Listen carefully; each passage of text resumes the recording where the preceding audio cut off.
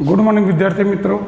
छेल्ले આપણે chapter number 10 ની અંદર સ્વાધ્યાય 10.2 એના 10 દાખલા આપણે કમ્પ્લીટ કરેલા। એના પછી એક્ઝામ્પલ નંબર 11 ની વાત કરીએ તો એક્ઝામ્પલ નંબર 11 ની અંદર આપણને કહ્યું છે કે દર્શાવો કે સદિશો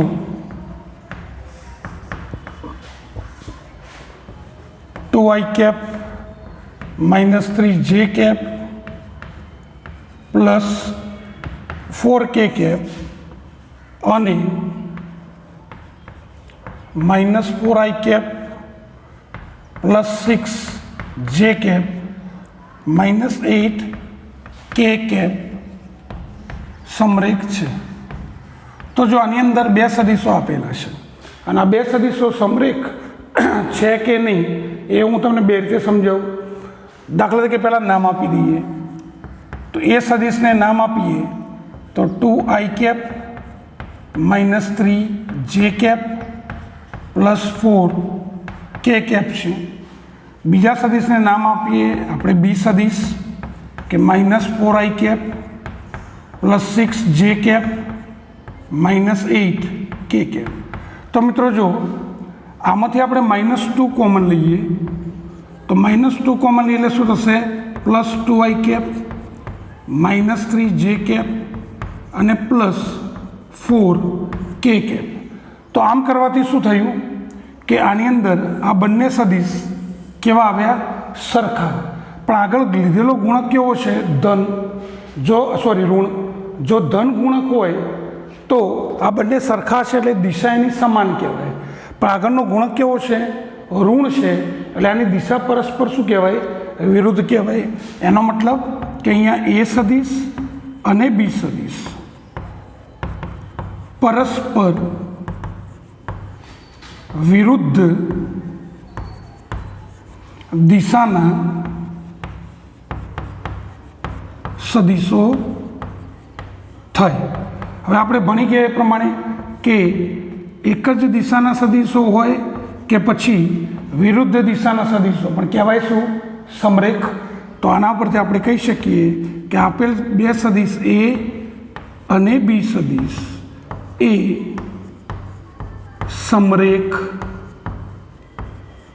छे। आ एक आ रीते नक्की करी शकीए।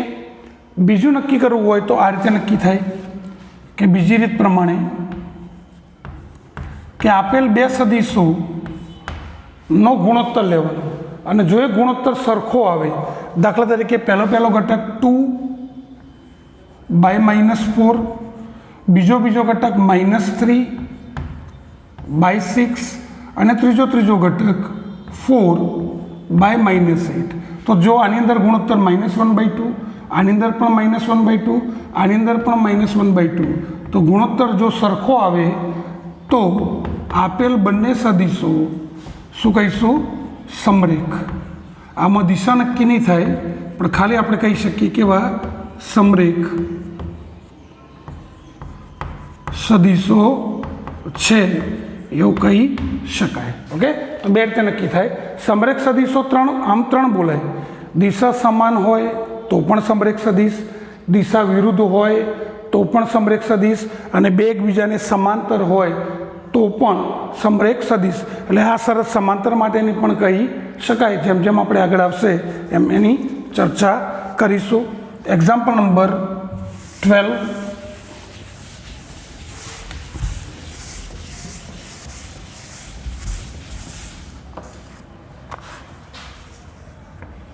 तो एक्जाम्पल नंबर 12 ની અંદર આપણને કહેલું છે કે સદિશ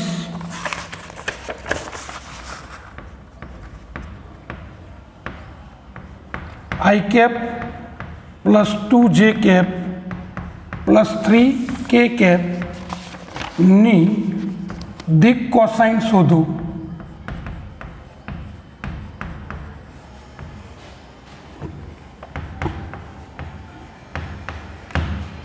तो मित्रों आ बे सदिश आ जे सदिश आपने आप्युं छे पहेलुं तेनुं नाम आपी दीए। ए सदिश जे आपने आप्युं छे आई कैप प्लस 2 जे कैप +3 के कैप। હવે આને દિક કોસાઇન એટલે શું? તો દિક કોસાઇન એટલે પહેલાં આપણે કેપ શોધવું પડે. કેપ એટલે સદિશ બાય એનું શું માન, જે આપણે ઉદાહરણની અંદર ગણેલો છે.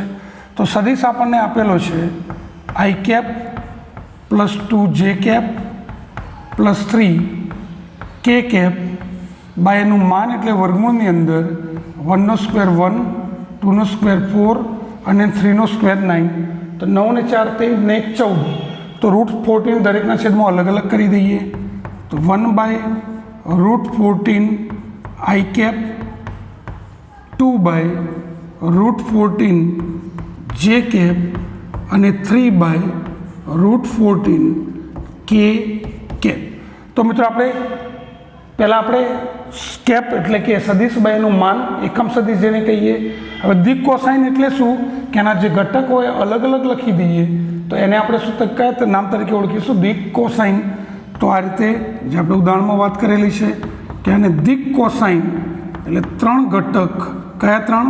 તો આઈ કેપનો ગુણક 1/√14, જે કેપનો ગુણક 2/√14 અને કે કેપનો ગુણક 3/√14. પણ ધ્યાન આપજો, કૌંસ કરતા નહીં, સેપરેટ અલગ અલગ લખો એટલે જે તે સદિશની આ થઈ દિક કોસાઇન. એના પછી એક્ઝામ્પલ નંબર આપણે 13ની વાત કરીએ. એક્ઝામ્પલ નંબર 13 જેની અંદર કહ્યું છે કે જે સદિશ બિંદુઓ A1, 2, 3 અને B -1, -2, 1 ને A થી B તરફની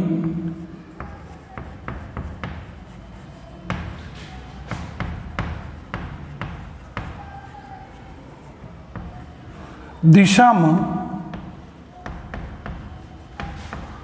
જોડતો હોય તો આની દિક કોસાઇન શોધો. તો એ થી બી એટલે એ બી સદિશ કહેવાય. તો મિત્રો આપણે હમણાં જ ગયા વિડીયો લેક્ચરમાં PQ સદિશવાળો ગણ્યો. તો પહેલાં આપણે એ બી સદિશ શોધવો પડે. તો એ બી સદિશ એટલે બીનો સ્થાન સદિશ માઇનસ એનો સ્થાન સદિશ, બંનેની બાદબાકી કરીએ તો -1, -1 એટલે કે -2, -2, -2 એટલે કે -4 અને 1 - 3 એટલે કે -2. તો પહેલાં આને સદિશ ફોર્મની અંદર આપણે લખી દઈશું. તો એ બી સદિશ is equal to -2 I cap, -4 j cap અને -2 કે કેપ. હવે આની દિક કોસાઇન શોધવા માટે પહેલાં સદિશ બાયનું માન શોધીશું, જેને કેરેટ પણ કહી શકાય એ બી. તો સદિશ છે -2 આઈ કેપ, -4 જે કેપ, -2 કે કેપ બાય એનું માન એટલે રૂટની અંદર -2 નો સ્ક્વેર 4, -4 નો સ્ક્વેર 16 અને -2 નો સ્ક્વેર 4. તો 24 વર્ગમૂળની અંદર દરેકના છેદમાં અલગ અલગ મૂકીએ. તો -2/√24 આઈ કેપ, -4/√24 જે કેપ અને -2/√24 કે કેપ. તો આને દિક કોસાઇન એટલે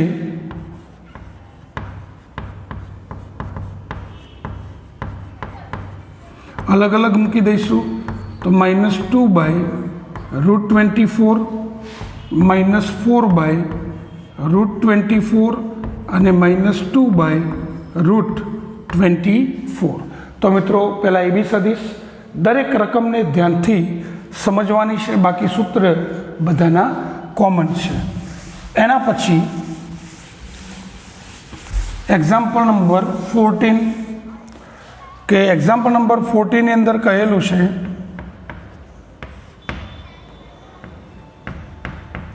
સાબિત કરો કે સદિશ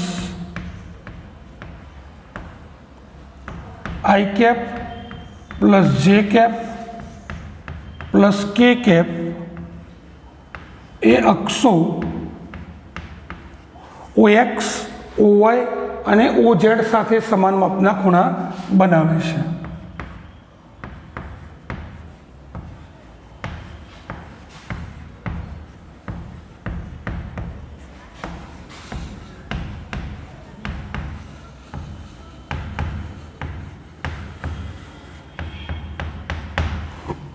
હવે જો મિત્રો, હવે આ થિયરી એકચ્યુઅલી આપણે સ્વાધ્યાય પછી આવે છે.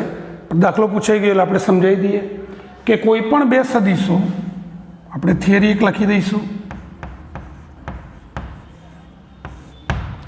તો કોઈ પણ બે સદીશો, માની લો કે આપણે એક એ સદીશ અને એક બીજો સદીશ લઈએ બી. વચ્ચેનો ખૂણો માની લો કે આલ્ફા હોય,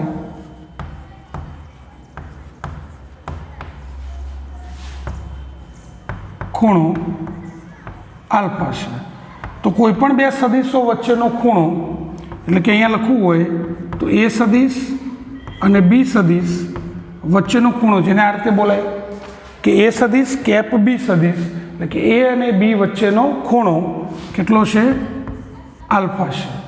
તો એનું સૂત્ર છે કે ખૂણા માટે હંમેશા વિધેય આવશે કયું? કોસ.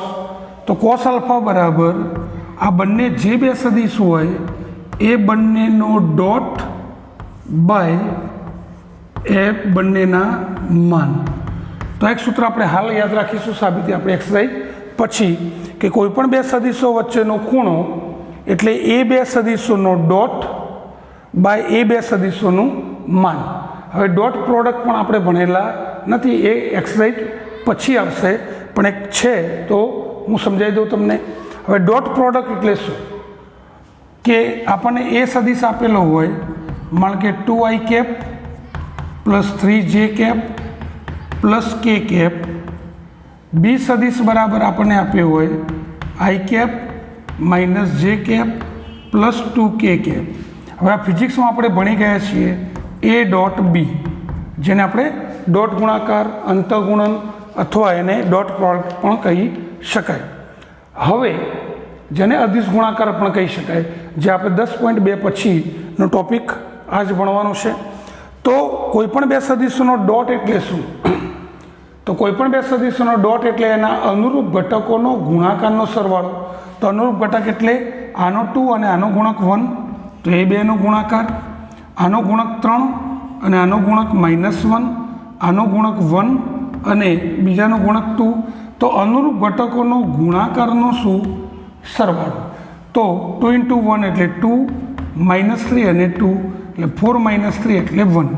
માટે આને આપણે અદિશ ગુણાકાર. અદિશ ગુણાકાર એટલે બે સદીશોનો ડોટ ગુણાકારની અંદર સદીશ નથી મળતો, કોઈ મૂલ્ય મળે છે, માટે એને અદિશ ગુણાકાર, અને ક્રોસ ગુણાકાર આવે એને સદીશ ગુણાકાર. ઓકે, હાલ આ થિયરી લખી દેજો, આગળ આપણે આવે એટલે થોડીક સાબિતી સાથે ચર્ચા કરીશું. હવે આપણે આનો દાખલો કમ્પ્લીટ કરીએ કે સાબિત કરો કે સદીશ, તો જેને નામ આપીએ એ સદીશ આઈ કેપ પ્લસ જે કેપ પ્લસ કે કેપ. હવે OX એટલે એક્સ અક્ષ, OY એટલે વાય અને OZ એટલે ઝેડ અક્ષ. તો આપણે OX એટલે એક્સ અક્ષની દિશાનો સદીશ આપણે જાણીએ છીએ, જેને આપણે આઈ કેપ કહીએ છીએ, જેના યામ 1 0 0 છે. જેને લખવું હોય તો આઈ cap plus 0 k cap, sorry j cap plus 0 k cap પણ લખી શકાય. હવે આપણે આ આપેલ સદીશનો પહેલાં OX સાથેનો ખૂણો શોધીએ. જે ખૂણો ધારી લઈએ કે એ સદીશ અને આઈ કેપ વચ્ચેનો ખૂણો કેટલો છે? આલ્ફા છે. તો ખૂણાનું સૂત્ર છે કોસ આલ્ફા બરાબર બંનેનો ડોટ બાય બંનેનું શું? માન. તો બંનેનો ડોટ કરીએ તો એ અને આનો ડોટ કરીએ એટલે અનુરૂપ ઘટકનો ગુણાકારનો સરવાળો. તો પહેલો ઘટકનો ગુણાકાર એટલે 1 × 1, બીજો ઘટક 1 × 0 અને ત્રીજો ઘટક પણ 1 × 0 બાય, ચલો બંનેનું માન, તો એનું માન એટલે વર્ગમૂળમાં 1² 1 + 1 + 1 અને આનું માન પણ 1 + 0 + 0 એટલે કે આ થયું 1 + 0 + 0 એટલે 1 અને બાય √3. તો 1/√3 એ કોસનું કોઈ મૂલ્ય નથી, તો કોસને આપણે પેલી બાજુ મોકલીશું એટલે આલ્ફા બરાબર cos ઇન્વર્સ 1/√3. તો આ શું મળ્યું? પહેલું કે આપેલ સદિશનો OX સાથેનો ખૂણો. હવે આપણે વાત કરીએ OY. તો OY સાથેના ખૂણાની વાત કરીએ આપણે. OY એટલે YX કહેવાય. તો OYની દિશાનો એકમ સદિશ જેને જે કેપ, જેના આમ 0 1 0 અથવા 0I કેપ, 1 J કેપ અને 0 K કેપ. ધારો કે આપેલ સદિશ એ સદિશ અને વાયની દિશાનો સદિશ જે કેપ, એ બંને વચ્ચેનો ખૂણો બીટા છે. તો બંનેનું સૂત્ર મૂકીએ કે cos બીટા = બંનેનો ડોટ બાય બંનેનું માન. ચલો બંનેનું ડોટ કે એટલે પહેલો ઘટક 1 × 0 એટલે 0, 1 × 1 એટલે 1, ત્રીજો ઘટક 0 × 1 × 0 એટલે 0 બાય બંનેનું માન એટલે વર્ગમૂળની અંદર એનું માન એટલે 1 + 1 + 1 અને જેનું માન એટલે 0 + 1² 1 + 0. તો મિત્રો આની અંદર પણ થયા 1/√3. જે કોષ્ટકમાં મૂલ્ય નથી પહેલી બાર લઈ જાઓ એટલે બીટા = cos ઇન્વર્સ 1/√3.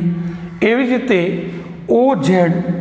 તો OZની દિશાનો એકમ સદિશ જેને આપણે કે કેપ કહીશું, જેના એમ આપણે જાણીએ છીએ 0 1 0 એટલે કે 0I cap +1 J cap +0 K cap. બંને વચ્ચેનો ખૂણો ધારી લઈએ આપણે ગામા. તો આનું સૂત્ર છે બંનેનો ડોટ બાય બંનેનું માન. હવે મિત્રો બંનેનો ડોટ કરીએ એટલે શું થશે? પહેલો ઘટક 1 × 0, બીજો ઘટક 1 × 0 0 1 સોરી,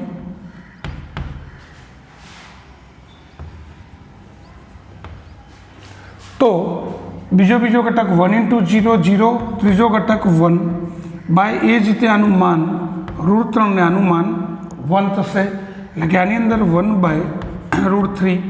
તો cos ગામા = 1/√3 કોષ્ટકમાં મૂલ્ય નથી, તો ગામા = cos ઇન્વર્સ 1/√3. તો અહીંયા આલ્ફા, બીટા અને ગામા ત્રણેના મૂલ્યો cos ઇન્વર્સ 1/√3 મળ્યા. એટલે કે આ જે સદિશ છે એ ત્રણે સાથે સમાન માપનો ખૂણો બનાવે છે એમ કહી શકાય. એના પછી એક્ઝામ્પલ નંબર 15, વિભાજનનો ગુણોત્તર, જે આપણે ઉદાહરણની અંદર એક દાખલો કમ્પ્લીટ કરેલો છે. તો એક્ઝામ્પલ નંબર 15 ની અંદર કહેલું છે કે બિંદુ R એ P અને Q ને જોડતા રેખાખંડનું 2:1 ગુણોત્તરમાં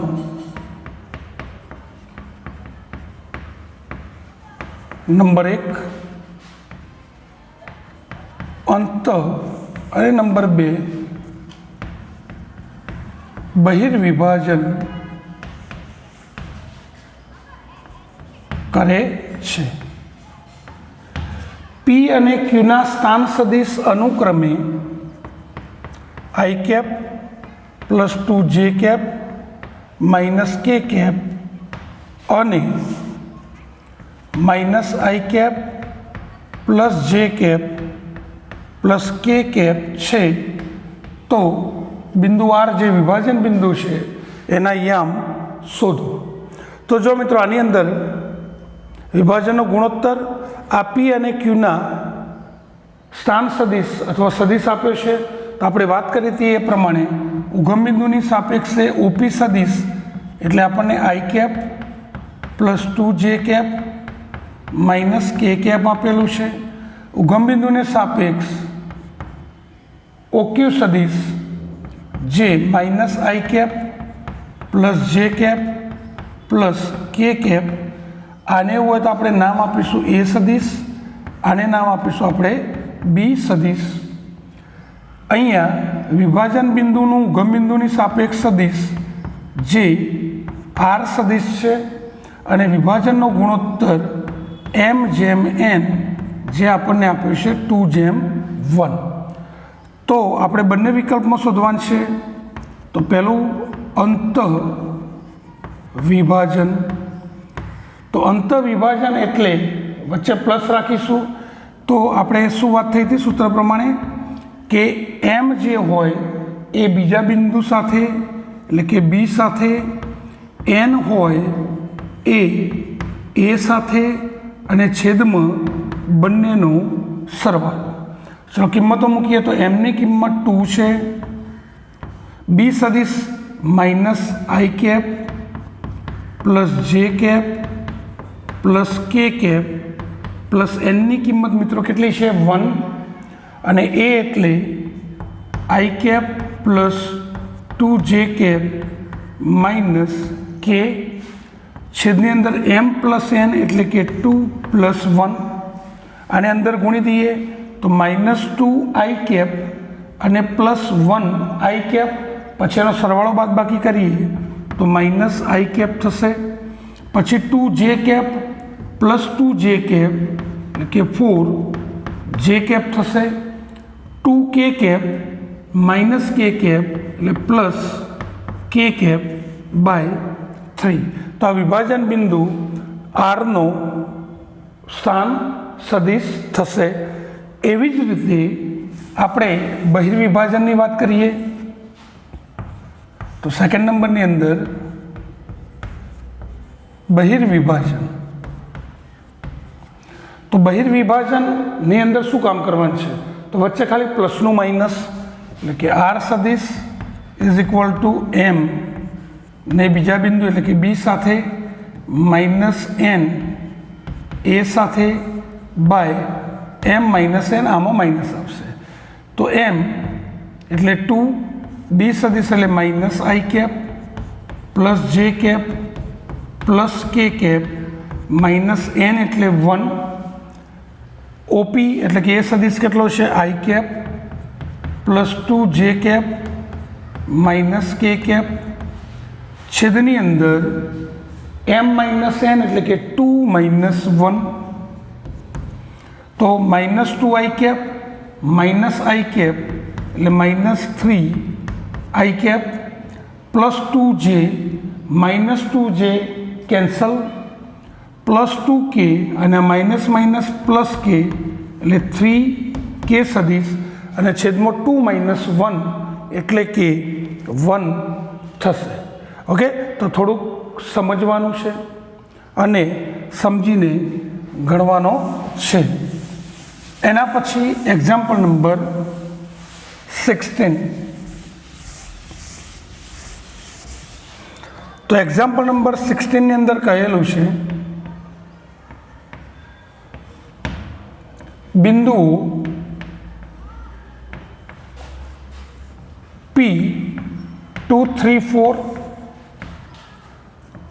અને Q4, 1, -2 ને જોડતા રેખાખંડના મધ્યબિંદુનો સ્થાન સદિશ શોધો. તો મિત્રો આને ઉગમ બિંદુની સાપેક્ષ પહેલાં નામ આપી દઈશું ઓપી સદિશ. ઓપી સદિશ એટલે સદિશ ફોર્મમાં લખવું હોય તો 2i કેપ +3 જે કેપ +4 કે કેપ અને ક્યુના ઉગમબિંદુની સાપેક્ષે 4i કેપ +1 જે કેપ -2 કે કેપ. આને એ સદિશ કહીશું અને આને આપણે બી સદિશ કહીશું. હવે મધ્યબિંદુ તો પીક ક્યુ રેખાખંડના મધ્યબિંદુ નો સ્થાન સદિશ. તો મધ્યબિંદુને આપણે થિયરી આવી નથી પણ આપણે જાણીએ છીએ, જેને એવું હોય તો આપણે આર સદિશ કહીએ. તો મધ્યબિંદુ એટલે શું? એના અનુરૂપ ઘટકોનો સરવાળો બાય 2, XMનો સરવાળો બાય 2, YMનો સરવાળો બાય 2 અને ZMનો સરવાળો બાય 2. એટલે કે આપણે એ સદિશ પ્લસ બી સદિશનો સરવાળો બાય 2 પણ લખી શકીએ. તો 2i કેપ +3 જે કેપ +4 કે કેપ પ્લસ બી એટલે 4i કેપ +j કેપ -2 કે કેપ બાય 2. હવે સરવાળો કરીએ તો 2i + 4i એટલે 6i cap, 3j + j 4j cap, 4 -2 એટલે 2 કે કેપ બાય 2. દરેકમાંથી 2 કોમન લઈને કેન્સલ થશે એટલે કે 3i કેપ 2j કેપ અને કે કેપ. અથવા યામની રીતે લખવું હોય તો 3, 2 અને 1, જે ડાયરેક્ટ જ થાય કે સરવાળો બાય 2 કરીએ એટલે 4 ને 2 6 ભાગ્યા 2 એટલે 3, 3 ને 1 4 ભાગ્યા 2 એટલે 2 અને 4માંથી 2 એટલે 2 ભાગ્યા 2 એટલે 1. પણ સદિશ છે એટલે એની પ્રોપર લેંગ્વેજ હોવી જોઈએ. તો લેંગ્વેજ પ્રમાણે આપણે લખવાનું છે. અને એક સ્વાધ્યાયનો છેલ્લો દાખલો છે જે આપણે ઉદાહરણની અંદર એવો દાખલો ગણેલો છે. તો એક્ઝામ્પલ નંબર 17.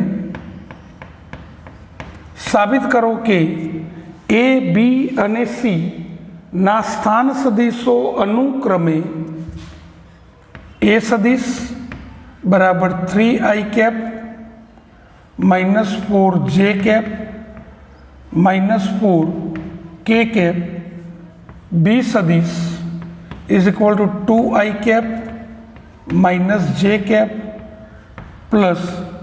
કે કેપ અને સી સદિશ બરાબર i કેપ -3j કેપ -5 કે કેપ.